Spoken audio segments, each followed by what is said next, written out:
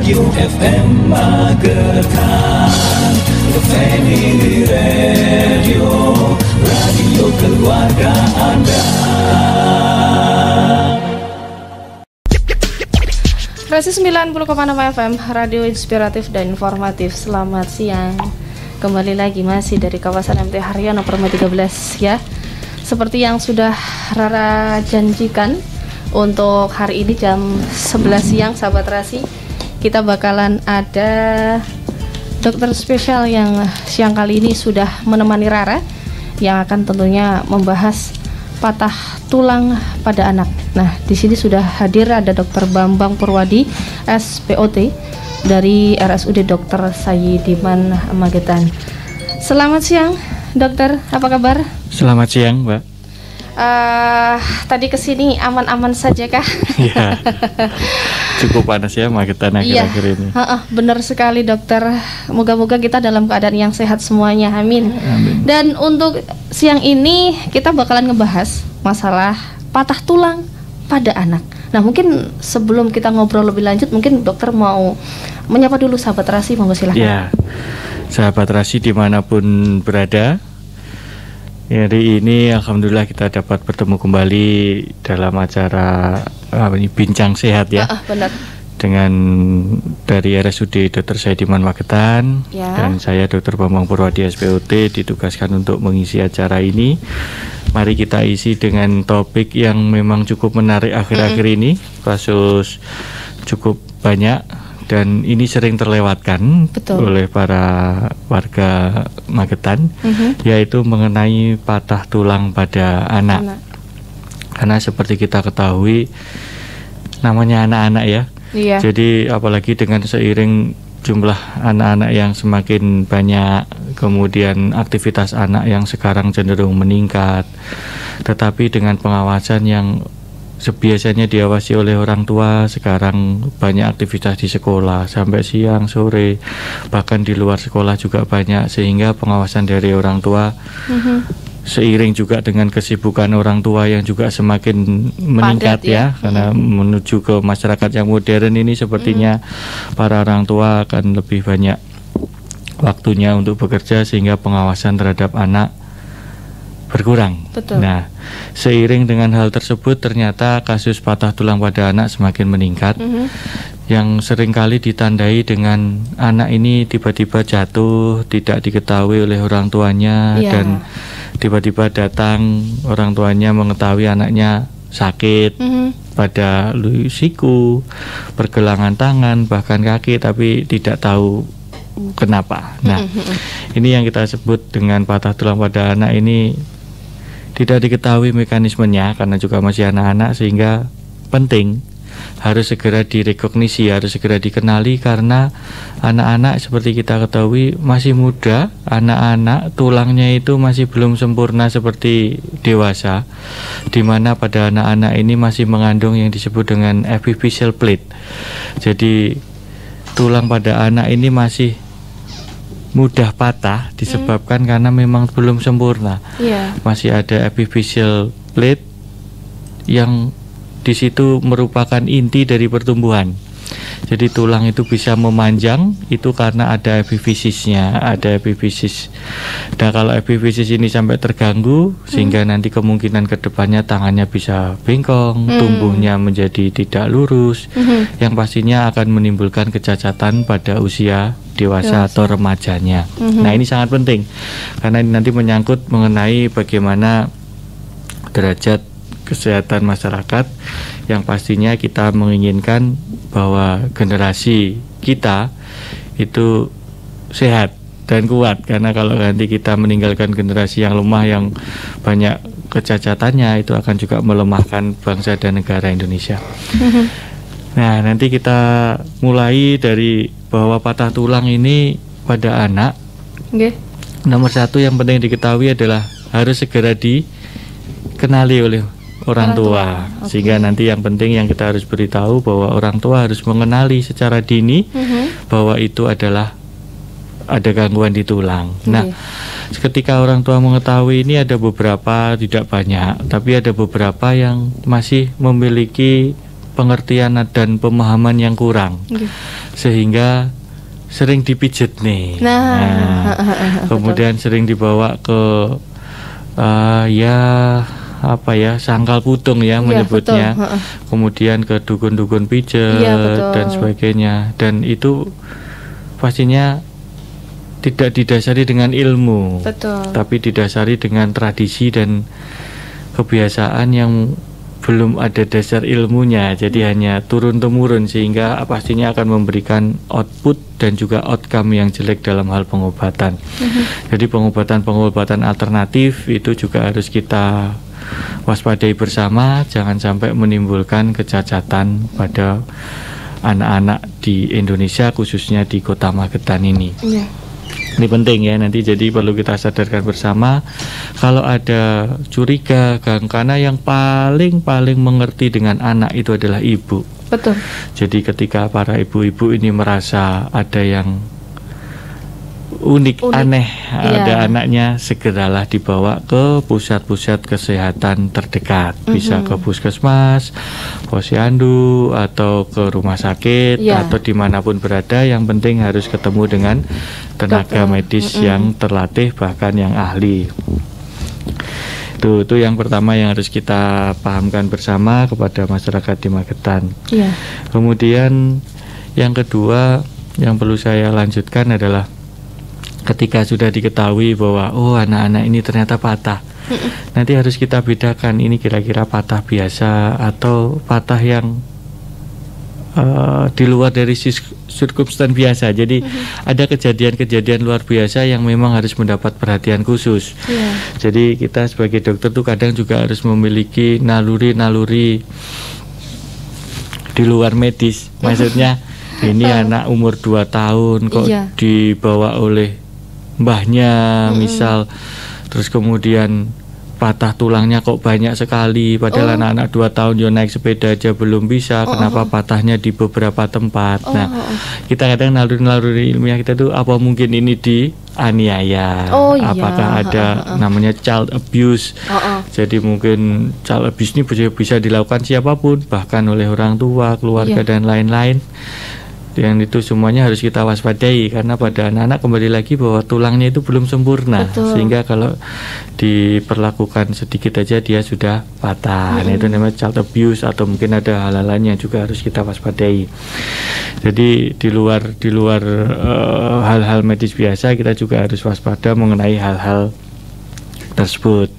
Dan juga kalau untuk patahnya sendiri nanti akan kita beritahukan juga, kita kabarkan juga bahwa ternyata patah tulang pada anak itu penanganannya lebih mudah, lebih konservatif, tidak agresif seperti kalau dewasa atau tua yang harus dilakukan pemasangan plating, pemasangan plat atau pen. Itu enggak. Kalau anak-anak biasanya cenderung cukup dengan pemasangan kip, kita lakukan reposisi yang baik, tetapi harus sesempurna mungkin karena untuk mencegah terjadinya kecacatan di kemudian hari. Itu kalau pada anak-anak. Sehingga poin-poin tersebut harus diketahui oleh para sahabat Rasi dimanapun berada, bahwa penting untuk mengenali patah tulang anak secara dini. Bedanya patah tulang anak sama orang dewasa ini apa, dokter? Sebenarnya kalau patahnya sendiri tidak berbeda, ya sama. Tetapi yang membedakan adalah nomor 1 mengenai penanganannya. Penanganan, oke. Jadi penanganannya berbeda, patah tulang pada anak dan patah tulang pada dewasa. Kalau untuk lokasi patahnya bisa dimanapun, sama, tidak ada suatu penelitian yang bisa mendiferensiasi secara jelas bahwa anak harus tangan, kalau dewasa harus kaki. Enggak. Dimanapun bisa terjadi, karena kalau untuk kasus-kasus trauma seperti kecelakaan lalu lintas itu dimanapun bagian tubuh bisa terjadi. Tetapi penanganan yang berbeda adalah mengenai kemungkinan cacat tadi yang tinggi ya kalau pada anak, sehingga anak harus patah tulang pada anak harus dikenali secara dini oleh orang tua dan harus dikenali secara dini juga oleh kita. Kita itu bisa teman-teman medis yang berada di manapun berada harus bisa mengenali secara dini dan harus bisa sampai ketemu ya. Jadi maksudnya sampai ketemu, jangan sampai nanti mungkin terlewat terus kemudian disuruh pulang, terus ternyata kok bengkaknya masih nggak sembuh-sembuh, terus datang lagi. Nah, jadi nanti juga perlu kita sadarkan bersama, pahami bersama bahwa bila ragu segera ke rumah sakit atau ke fasilitas kesehatan yang lebih tinggi untuk bisa dilakukan deteksi dini, early diagnosis pada kasus-kasus patah tulang pada anak. Karena patah tulang pada anak ini biasanya gejalanya itu cukup badannya anget, anaknya tuh badannya anget, kemudian si sendi yang patah itu biasanya cuma bengkak sedikit, sehingga kalau orang-orang masyarakat lebih ini owah digone mbah dukun dipijet nah hal seperti itu yang kadang, dan memang karena dia anak-anak penyembuhannya juga cepat sehingga mungkin 2-3 minggu sudah membaik. Ini ngomong owah biasa atau dipijetnya ternyata seminggu wis penak, tapi bengkaknya nggak hilang-hilang, kok tangannya semakin kaku. Nah, di saat itulah kadang hati kita itu bersedih, karena harusnya kita bisa melakukan penanganannya lebih baik dengan hasil yang bagus, tapi ternyata ada keterlambatan. Akhirnya menjadi outcome-nya menjadi tidak bagus, outputnya menjadi jelek, sehingga kita harus melakukan tindakan sampai invasif, operasi dan lain-lain yang pastinya itu akan membawa output yang tidak baik bagi anak itu. Karena biasanya kan anak-anak itu mudah trauma itu takut nanti lihat rumah sakit aja takut karena sebelumnya pernah dioperasi yang ekstrim di situ. Nah, hal seperti itu yang juga harus kita perhatikan, sehingga anak-anak itu unik, sehingga anak-anak itu harus kita jaga jangan sampai menimbulkan kecacatan. Oke, dokter, nanti kita lanjut perjalanan kita ngobrol-ngobrol sehat untuk kesempatan pagi kali ini. Dan ini ada satu pertanyaan, mungkin ini nanti dokter biar biar tahu, anak saya pada saat saya angkat itu suaranya kretek, terus saya angkat di sini suaranya kretek gitu. Apakah itu termasuk patah tulang atau bagaimana, dokter? Nanti dijawab nanti aja ya, dokter baik, ya. Baik. Tetap semangat, Satrasi masih di Ngobrol Sehat untuk kesempatan pagi kali ini. Dengerin Radio Rahasia FM, radio inspiratif dan informatif. Rasi, radio inspiratif dan informatif.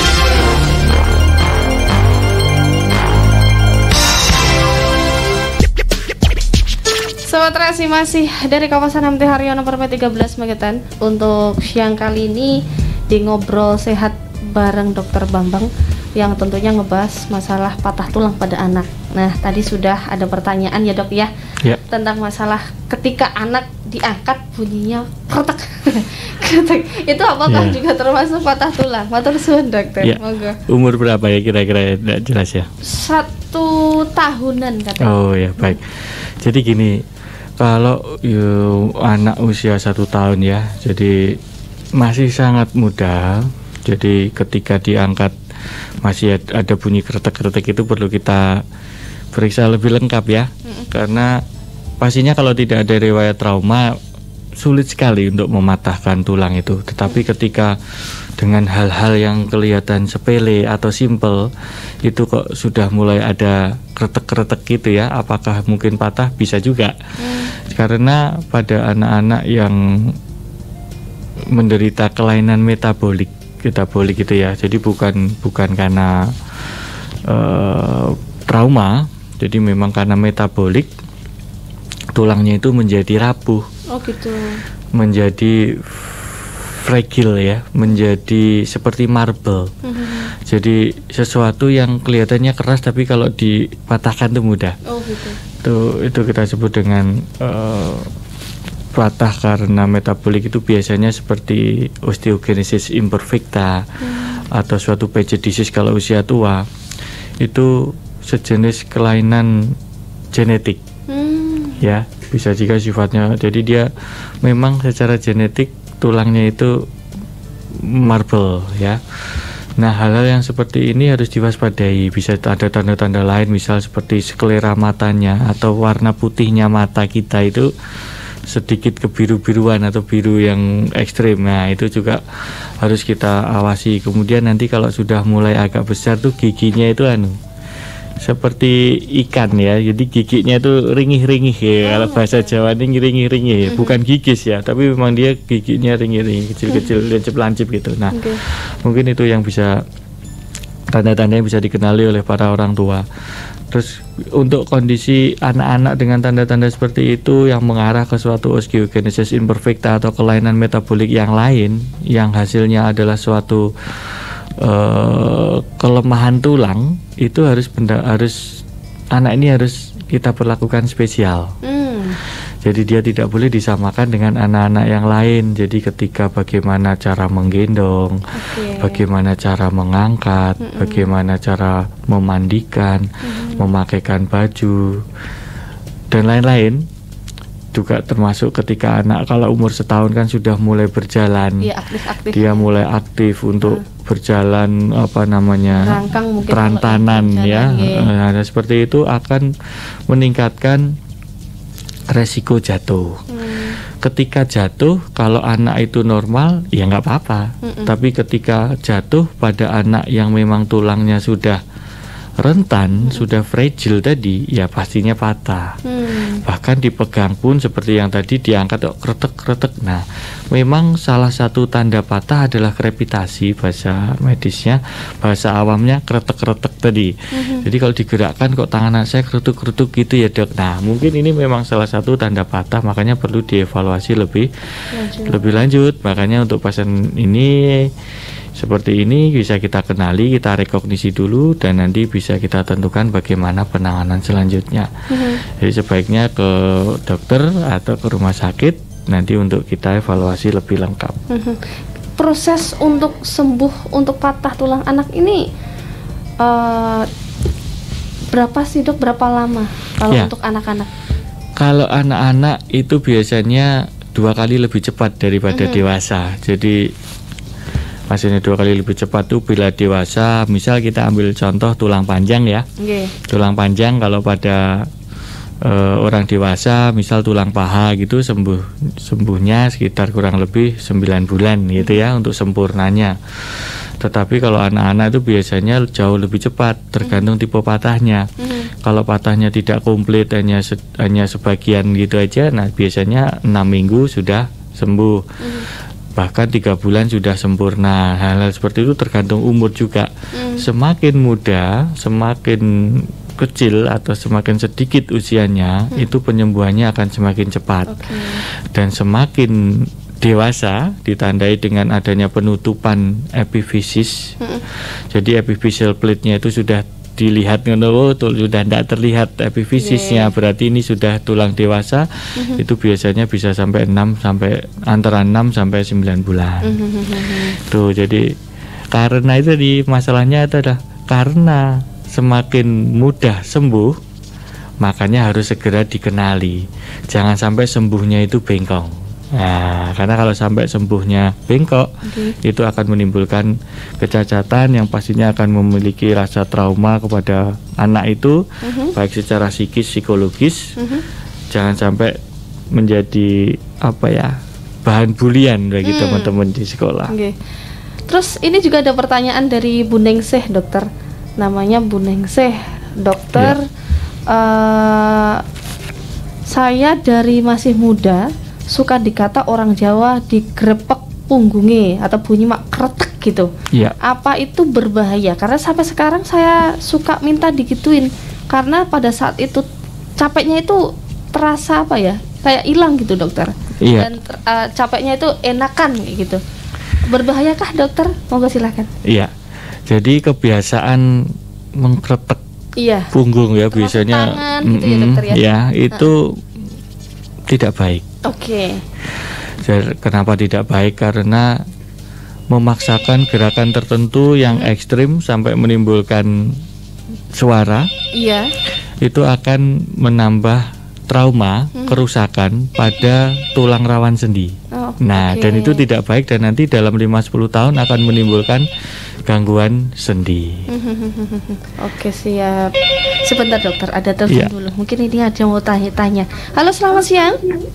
Selamat siang Mbak Rara. Selamat siang. Selamat siang Pak Dokter Bambang. Ya, selamat siang Bapak. Ya, mudah-mudahan berkesehatan semua ya. Amin. Monggo Pak De. Ini dengan surya alam ya, di Madiun saja. Saya tertarik sekali dengan tadi yang dibicarakan oleh Pak Dokter ya, mengenai patah tulang bagian ya. Nah, begini, pertanyaan saya sih patah tulang bagian itu ada dua mungkin ya, yang berat dan ringan ya. Saya tanyakan yang berat mungkin, kalau yang ringan mungkin bisa diatasi cepat mungkin, tapi yang berat mungkin ya dia nggak tahu satukah, mungkin kena apa, itu yang berat mungkin di punggung Pak, di bawah punggung ya, mungkin di daerah-daerah tahu ya. Apakah itu nanti untuk medis itu mengatakan bahwa ini berat, apakah nanti tidak mengganggu pertumbuhannya, ini pertumbuhan anak itu tersendiri? Dan kedua, mungkin ini anak dia mungkin di bawah 3 tahun dia dinaikkan sepeda motor, akhirnya dia jatuh Pak, tapi posisinya ini bokongnya ini langsung ke tanah. Pertanyaan saya begini, apakah tidak ada akibatnya di mana anak yang jatuh itu dari pantatnya dulu ke bawah mungkin cukup tinggi ya, apakah terpengaruh oleh mungkin saraf matanya? Apakah seperti itu? Mungkin dari saya baca Pak. Terima kasih untuk berharap tafsir semuanya. Assalamualaikum. Pakai aja dokter. Ya. Terima kasih. Pakai saja dokter. Terima kasih untuk yang pertama tadi apa? Yang pertama tadi agak nggak jelas. Iya, tentang masalah kalau yang kalau masalah ya seperti yang tadi bilang di itu kretek itu tadi loh. Oh iya. Jadi kembali lagi bahwa tulang itu sudah dicipta Allah dengan sempurna ya. Jadi sesuatu yang tadi saya lanjutkan penjelasannya bahwa seperti dikretek terus terasa nyaman, apakah itu tidak berbahaya? Itu berbahaya sekali. Karena yang pertama, bahaya jangka pendeknya bisa langsung terjadi patah tulang, dan patah tulangnya itu bisa tergantung derajat patahnya. Kalau gayanya cukup besar dalam mengkeretek, mungkin tulang iganya bisa patah. Kalau patah bisa menusuk paru-paru, bisa terjadi pneumotorak dan seterusnya. Dan itu bisa mengancam jiwa. Karena sulit bernafas dan seterusnya, pastinya akan mengancam jiwa dan bersifat fatal. Nah, untuk jangka pendek yang lain mungkin karena terlalu banyak gaya yang digunakan untuk mengkeretek tadi, sehingga bisa mematahkan tulang belakang. Sehingga kalau tulang belakang patah di daerah punggung, itu bisa juga mempengaruhi, bisa menimbulkan kelumpuhan pada kaki, dan mungkin saluran kencing, saluran buang air besarnya juga akan terganggu, sehingga itu akan menimbulkan fatality juga. Tapi kok kalau bisa dikatakan memang kalau pas dikretek atau digini ini kok enak, kenapa dokter? Iya, ada banyak teori sebenarnya. Ada banyak teori yang menghubung-hubungkan. Jadi memang dikretek itu nyaman karena di situ ada teori, kalau di teori nyeri, teori pain ya. Pain itu ada namanya teori gate control. Gate control itu gini, bahwa nyeri itu adalah sensasi. Sensasi. Jadi namanya sensasi itu setiap orang akan mempersepsikan nyeri itu berbeda-beda. Maksudnya mempersepsikan nyeri itu, ada orang yang kalau dijiwit aja sudah nangis, ada yang sampai dijiwit berdarah aja tenang-tenang saja. Nah itu karena memiliki ambang nyeri yang berbeda, karena mereka memiliki ya semuanya akan banyak hal yang berpengaruh, termasuk kepribadian dan lain-lain, sehingga mempersepsikan nyeri itu berbeda. Nah ketika dikretek itu akan timbul nyeri baru, impuls baru yang dia menutup rasa yang sebelumnya. Iya, sehingga rasa yang sebelumnya tadi tertutupi oleh sensasi impuls ketika dikretek tadi, sehingga yang dipersepsikan di otak adalah rasa nyaman. Karena orang yang dikretek itu mempersepsikan ketika dikretek itu adalah kenyamanan. Ya, itu namanya ya teori, salah satunya teori persepsi, teori gate control itu dalam ilmu nyeri seperti itu. Itu salah satu teori, karena memang masih semuanya dalam teori. Nah, yang kedua mengenai pertanyaan jatuh terduduk tadi ya. Jatuh terduduk terus kemudian apakah bisa sampai mempengaruhi saraf mata? Mungkin saja. Walaupun sebenarnya seperti kita ketahui bahwa sumsum saraf itu merupakan satu kesatuan dengan otak. Dia tidak terputuskan, jadi selalu di connect ya, selalu terhubung. Sehingga kalau ada gangguan di bawah bisa juga merambat sampai di atas. Walaupun mungkin derajat dan variasi dari traumanya bisa berbeda. Tetapi ketika jatuh terduduk itu pastinya gaya yang diterima oleh bokong diteruskan melalui tulang belakang menuju ke kranium atau tengkorak dan di dalamnya berisi otak. Jadi ketika terjadi hentakan yang kuat di bawah, otak itu berguncang sehingga bisa menimbulkan perdarahan. Perdarahan karena banyak hal, biasanya kalau pada usia tua itu otak kan sudah atrofi, sehingga kalau otaknya sudah atrofi mengecil itu bridging vein yang berada di subarachnoid, jadi lapisan di subarachnoid dari otak itu menjadi agak panjang-panjang gitu, sehingga dia mudah pecah gitu istilahnya. Nah itu yang mempengaruhi hal-hal yang kenapa pada proses-proses trauma itu bisa terjadi lokasi yang jauh dari titik traumanya. Jadi jatuhnya di bokong kok yang pusing kepalanya, misal gitu. Nah, itu karena adanya rambatan gaya tadi. Sehingga memang cukup berbahaya posisi jatuh terduduk itu, karena secara impact gaya dia bisa mempengaruhi tulang belakang, bisa juga mempengaruhi otak dengan derajat dan variasi yang macam-macam, tidak bisa diprediksi tadi. Bisa gangguan mata, bisa gangguan kesadaran dan lain-lain. Terus ada yang bilang di sini juga, yang tanya, anak saya tuh jatuh, tapi kalau orang Jawa bilang jentus itu yang apa itu dahinya, dijatnya itu sampai mentol, biru gitu, gimana dok? Ya, yang pertama jangan khawatir dulu ya. Jadi sebagai orang tua kita harus tetap tenang apapun yang terjadi pada anaknya. Tapi yang perlu kita harus pahami bahwa kita harus waspada. Jadi Allah itu mencipta manusia ini sempurna.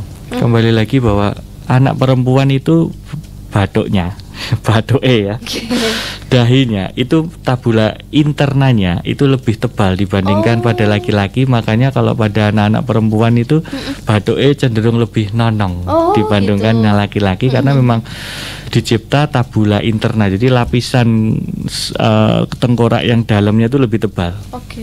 Itu ciptaannya Allah begitu. Nah, ketika menghadapi trauma, ketika terjadi trauma kebentuk gitu, pastinya anak perempuan akan lebih aman dibandingkan laki-laki karena lapisan pelindungnya lebih tebal. Sehingga anakku lanang, batuknya tipis, mentol, berarti ini harus kita waspadai. Ya gitu. Itu yang pertama. Kemudian yang kedua, kita lihat anak ini. Biasanya yang paling tahu itu ibunya karena kedekatannya. Biasanya yang paling dekat. Maksudnya sambil kita amati, dia pusing enggak? Dia cenderung matanya kalau memandang sesuatu mengeriyip atau tidak karena pusingnya tadi, atau dia ada mual enggak, atau ada panas badannya sumber anget gitu atau tidak. Kalau itu kebentuk biasa terus kemudian mentol gitu ya, tapi tidak pusing, tadi waktu kebentuk juga tidak semaput, dalam beberapa jam 6 atau 8 jam ke depan juga tidak ada pusing, ya insya Allah sih tidak apa-apa. Tapi kalau setelah kebentuk di sekolah misal pulang batuknya mentol gitu, terus di rumah kita observasi dalam 8 jam bahkan sampai 24 jam ke depan bagaimana anak reaksinya ini. Apakah dia pusing, apakah dia jadi mual. Nah, ketika terjadi pusing mual segera ke rumah sakit terdekat untuk mungkin dilakukan pemeriksaan lebih lengkap, salah satunya CT scan kepala. Gitu. Siap. Terima kasih dokter untuk jawabannya. Masih ada satu pertanyaan kembali, tentunya nanti jangan kemana-mana dokter. Masa spesial ini ada yang dari Tinap nanti yang menanyakan tentang masalah ini. Tetap stay tune saat masih di Ngobrol Sehat bareng RSUD Dr. Sayyidman Magetan.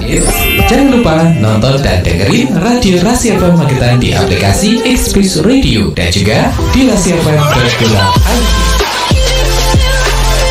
Rasi, radio inspiratif dan informatif.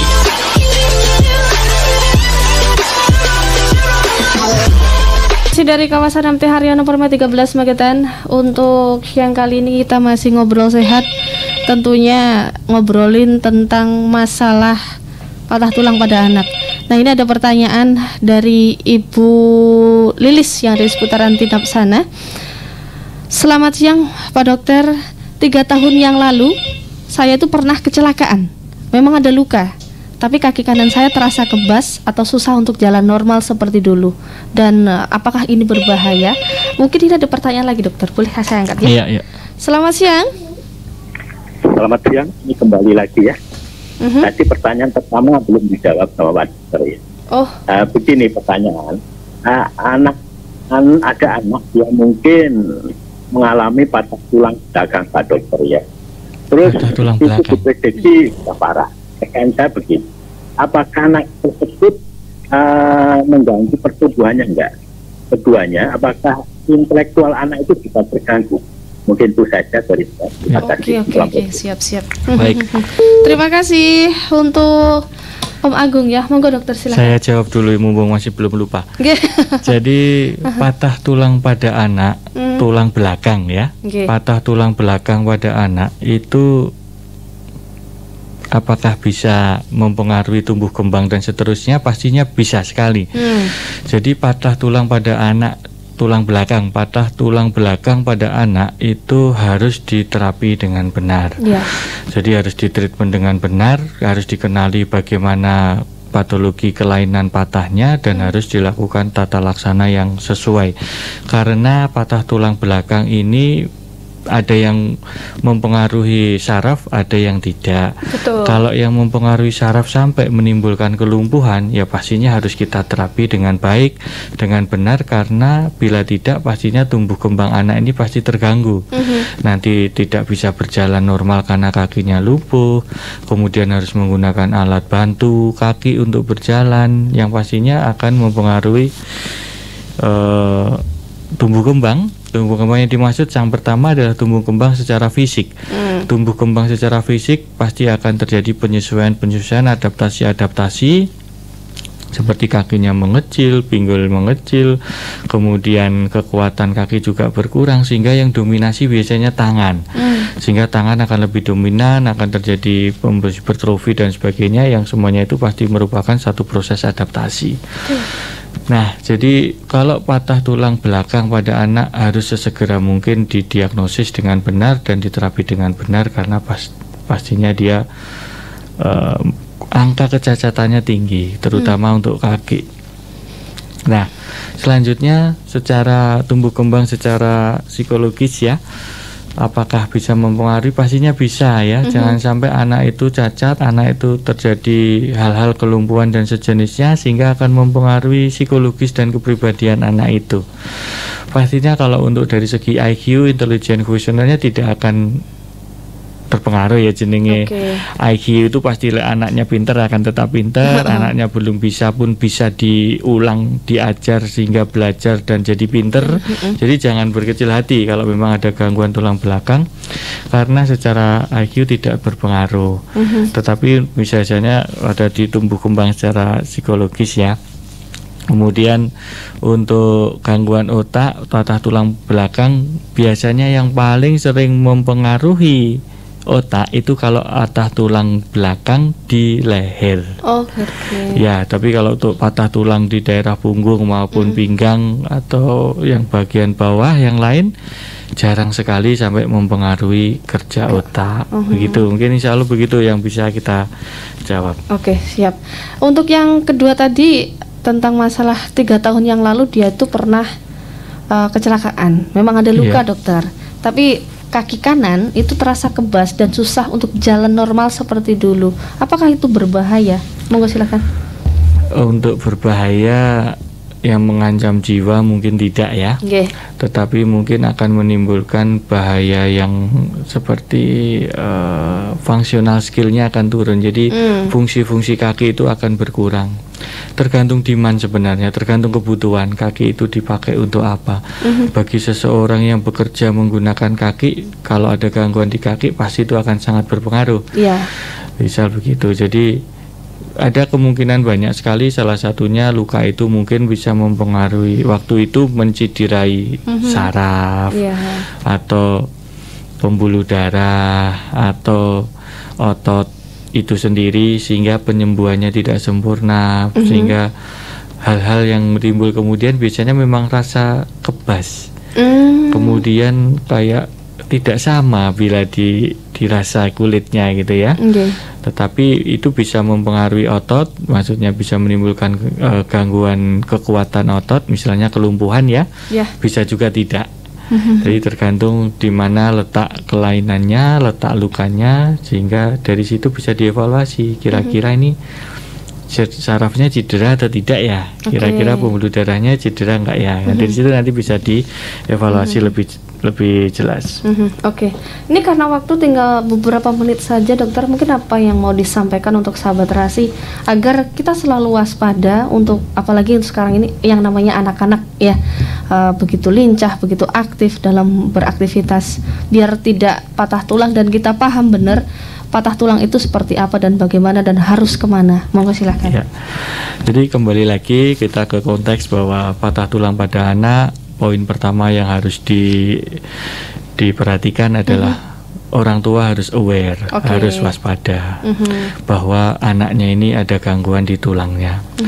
Poin yang kedua, ketika sudah mengetahui awareness tersebut bahwa ada gangguan tulang di anaknya, sebaiknya seharusnya dibawa ke pusat-pusat kesehatan, puskesmas, rumah sakit, dokter terdekat. Tujuannya adalah untuk mencegah agar tidak terjadi kesalahan dalam penanganan. Dan pastinya jangan dibawa ke sanggal putung ya, dukun-dukun pijat karena itu bisa mempengaruhi penanganan selanjutnya. Dan biasanya kalau sudah dari sanggal putung udah tidak puas, kemudian ke dokter, kita kadang tidak bisa berbuat banyak karena sudah terlambat. Kemudian poin yang ketiga berkaitan dengan situasi ya, kan aktivitas anak yang cenderung lebih lincah, lebih banyak, dan harusnya kita harus bisa memperhatikan di mana anak kita berada, jangan sampai terlewat karena salah satunya itu kita harus membuat semuanya itu ramah anak. Jadi di rumah, di fasilitas umum pun harus ramah anak, jangan sampai beresiko mencederai anak tersebut. Kemudian yang keempat ini yang penting ya, karena anak-anak sekarang itu kadang kesehatan tulangnya tidak begitu bagus karena aktivitasnya terlalu banyak statis. Terlalu banyak statis itu terlalu banyak di rumah, diam, pegang gadget. Jarang terkena sinar matahari. Beda dengan kita dulu yang masih kecil yang jarang di rumah. Itu malah tulangnya akan lebih keras karena seperti fisiologi yang kita ketahui bahwa tulang yang kuat memerlukan vitamin D. Salah satunya vitamin D itu didapat dari metabolisme kulit oleh ultraviolet matahari, sehingga berkaitan dengan hal tersebut sebaiknya anak-anak kita tetap diolahragakan, anak-anak kita tetap diajak untuk beraktivitas di luar rumah yang tujuannya untuk memperkuat tulang sehingga apabila terjadi trauma atau jatuh tidak mudah patah. Mungkin itu. Terima kasih dokter untuk hari ini sudah ngobrol-ngobrol bareng kita di Radio Rasi FM dengan tema patah tulang pada anak, dan insya Allah moga-moga lain waktu, lain kesempatan kita bisa ngobrol-ngobrol dengan tema yang sangat luar biasa yang lainnya ya. Saat Rasi dari kawasan MT Haryono Permai 13 Magetan, Rara untuk siang kali ini pamit undur diri. Selamat siang. Wassalamualaikum warahmatullahi wabarakatuh.